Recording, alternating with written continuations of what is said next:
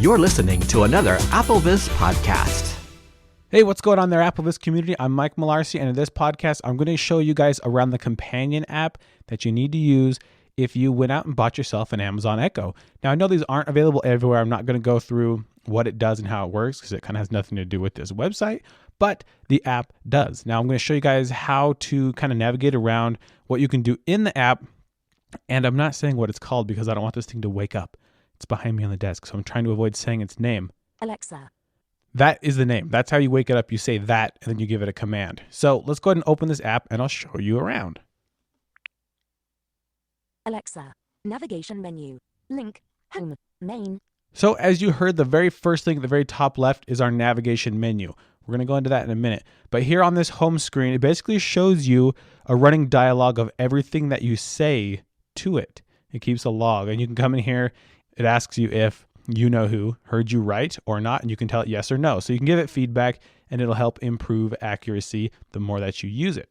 If I touch toward the top of my screen, right in the middle, 49 degrees. Region. Landmark. you can hear that it's telling me the temperature outside. And the reason is because the very last thing that I asked about was the weather outside. So to give you guys an example, I'm going to ask it when my hockey team plays next. Alexa, when do the Colorado Avalanche play? The Avalanche will play tonight at 8 p.m. away against the Canucks. All right. So I'm assuming you guys can hear that a little bit. But now if I touch the same spot on my screen, Avalanche. there's info on the hockey game. Hyphen. Link. Image. Canucks.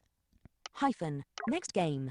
All right, so you guys get the point. Again, it keeps a running dialogue basically of everything that you say to it. Now, like I said, if it misunderstands you, Did Alexa do what you wanted? Yes. Link. No. Link. there's End. yes and no Region. options. So go ahead and give it some feedback, and again, it will help it learn. So that's really all there is to this main screen here. If we jump up to the top left to that little navigation menu I mentioned, Navigation menu. Link. Selected. Home. Tab. Navigation. all right, so now we have some tabs. Now, again, this app can be a little bit weird to get used to. It's not laid out normally. There's not the tabs across the bottom like you guys are probably really familiar with. Instead, it basically opened up a menu down the left-hand side. So if I touch at the top toward the left, Selected. Home. Tab. Navigation. Landmark. okay, One we've of got two. basically we have two main tabs in here. We have the home tab that we just heard. Now playing. We have the Tab. now playing tab. If you're listening to music, you can get info on what's currently coming out of Alexa. But if we stay in this home tab, the first one that's selected by default, and then we just slide our finger down the left-hand side, we'll get some of the main options and things inside the navigation menu. Undefined 0 items. Timers. Tab. Alarms. Skills. Your Amazon Music Live. Prime Music. Tab. Spotify. Pandora. iHeartRadio. TuneIn. Audible. Kindle Books. Settings. Tab. All right. One of So you get the point. All of these different accounts, iHeartRadio, Pandora, those are things that you can log into and you can then control through you know who. Again, I'm going to try to not say it. It's pretty nice. Most things that you guys probably use, except for Apple Music, if you're into that, you can use through your Echo. If you select one of these options like Pandora, all it's going to do is ask you to log in. And then every Pandora channel you've got saved, you can then access through your Echo, and you can even start new channels and things like that. Now, in my opinion, the main reason that you're going to want to use this app, other than initially setting it up, you will need to do that through here, but it does a really good job of walking you through the process step by step. But the main thing you're going to do, again, is skills. Spotify. Your skills. Tab. If you have no idea what skills are, think of them basically as apps, things that this Echo can do. There's different games, there's nearby events, things like that you can turn on, features you can enable, and you can then control things through the Echo. So I'm going to go ahead and click on skills, and I'll show you guys around a little bit. Skills. Tab. Selected. Skills. Tab. 5 of 5. Once it opens, you get a really kind of unorganized list of everything that's currently available. If you put your finger at the top center of your screen, Search skills. you'll find a text field. So if there's a name of a certain skill that you want, you can just type it in right there. Otherwise, you get the pleasure of flicking through tons of options, 32 pages as of this recording, of everything that's currently available on Alexa. So let's go ahead and start looking around. Refine. All-knowing 8-ball icon. Image. All-knowing 8-ball. Kovacic over engineering. Link. 5 out of 5 stars. 1 customer review. Alexa, ask the 8-ball whether the Cubs will ever win the World Series. Some plush. The all-knowing 8-ball can answer life's vexing questions for you, without all that shaking and blue dye getting everywhere. Link, region, landmark. So basically you're getting the name of the skill, the developer, where it came from. You get the phrase that you need to actually say to your Echo to use it, then a little description of what it does, and then you have a little enable or disable button depending on whether or not it's currently turned on. Enable skill all-knowing 8-ball. Button. Right, so if I wanted an 8-ball, I could turn this on. Then I would just use that phrase that we heard. Alexa, ask the 8-ball whether the Cubs will ever win the World Series. And I don't have to ask it about the Cubs. I could ask it whatever I wanted. But basically, that's the phrase that you have to use, and you do have to say it pretty much just like that for it to understand. As you can probably imagine, some of these skills are more useful than others. Personally, I have no use for a Magic 8-ball, so that's not one that I'm ever going to use. But if you're the kind of person that has maybe the Philips Hues or certain types of garage doors or internet-connected doorbells, those things do have skills in here. So depending on the kind that you bought, you might be able to come in here, find the skill, turn it on, and then you can control all of those home-connected things straight from your Echo. Let's keep flicking down and see what the next skill is in line here. The Wayne investigation icon. The Wayne investigation. Warner Bros. Link, 4.9 out of 5 stars. 27 customer review. Alexa, open the Wayne investigation. In this Batman-themed choose-your-own adventure mystery game, you play a detective investigating the murder of Bruce Wayne's parents. Link, enable skill the Wayne investigation. Right, you guys get the point. There's a lot of games in here. There is Star Wars trivia, Harry Potter trivia, if you're into that sort of thing. And unfortunately, like I said, there's 32 pages, and I can't really figure out any order. I don't know why I went from Magic 8-Ball to Wayne investigation, so it's definitely not alphabetical. And personally, I'm really hoping that as more skills become available, they will organize this a little bit better, because it can kind of be a pain to use. If we go ahead and jump all the way to the bottom of the screen, 4-finger single tap down toward the bottom of your phone. Next greater than. Link, end. There's the link to go to the next page. I will give you a bit of a heads up. Sometimes when you push that next button, instead of just going to the next page, it also basically goes into a detailed overview of a specific skill. I'm not sure why it does that. Sometimes it does, sometimes it doesn't. But if you click that button, you realize you're only getting details on one single skill. Just hit the back button at the top left, and it'll take you back to the whole list of them. Let's go ahead and go back to our navigation menu. Navigation menu. Selected. If I scroll through the options here in our menu, we'll come to settings. There are things that you can do to customize your Echo to give you information that you actually care about. Spotify, Pandora, iHeartRadio, TuneIn, Audible, Kindle, things to try, settings, tab, selected, settings. Once you open your settings, if you touch in the top center of your screen, you'll find the name of your device. Jesse's second Echo online.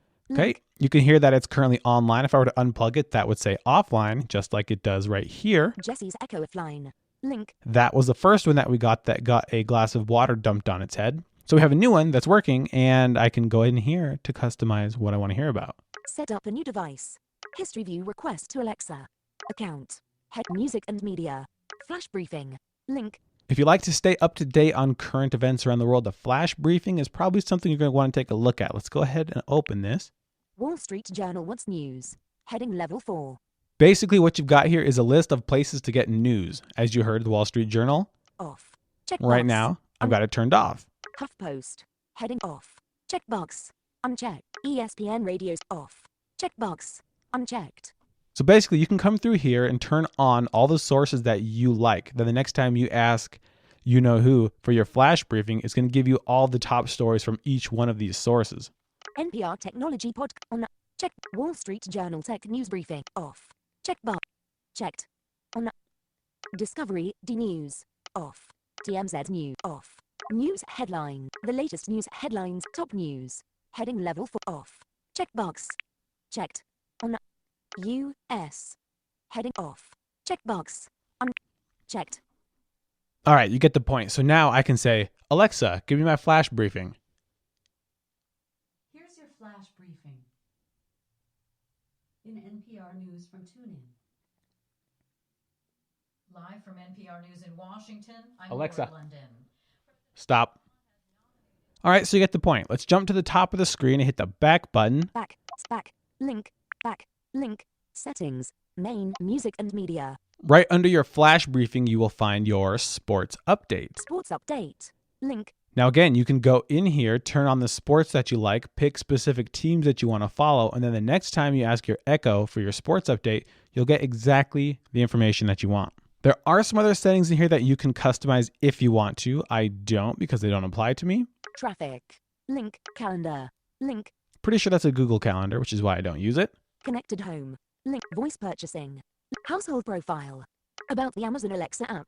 So you get a pretty good idea of what it can do. Now, I kind of skipped over the calendar thing. If you do use Google Calendar, there is a skill that you can turn on that you can then use your Echo to add things to your calendar.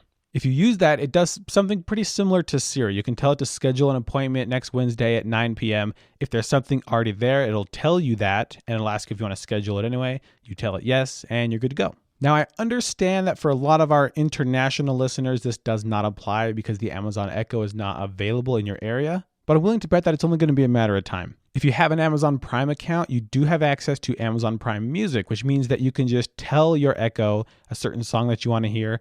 Sometimes it plays it, sometimes you only get a preview. I'm not exactly sure what that's all about, but there are a ton of playlists built by default. So you can just tell it to play a hip hop playlist or whatever kind of music that you're into, and it'll give you a pretty good mix of old and new music.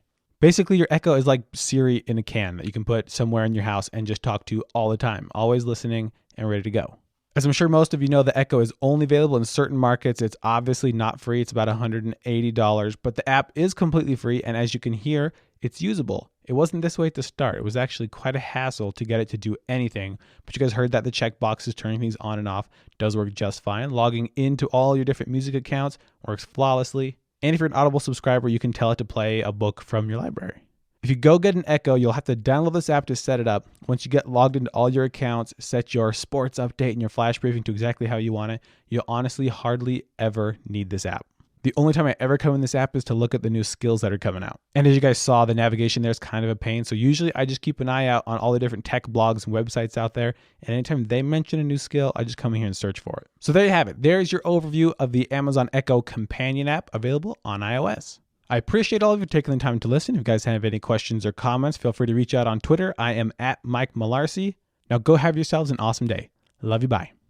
This podcast was brought to you by the team at Apple This. For more information and resources to help you get the best experience from your Apple device, visit the Apple This website at www.applevis.com, where you can also contact the Apple This team.